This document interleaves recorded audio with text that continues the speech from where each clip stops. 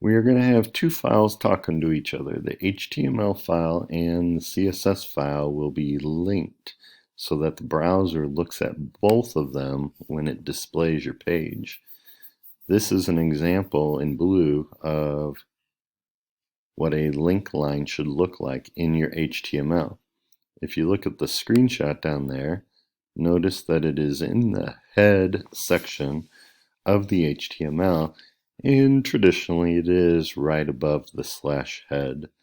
We can, in this example, we only have one link to one CSS file, but you can actually have several, and we'll do that later in the chapter.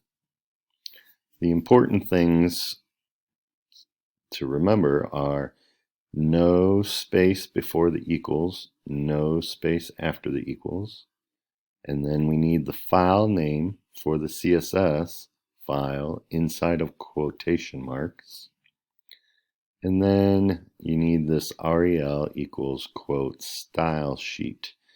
Your software, the Cengage, MindTap, Cody stuff will definitely count off if you have an error in the rel equals quote style sheet section.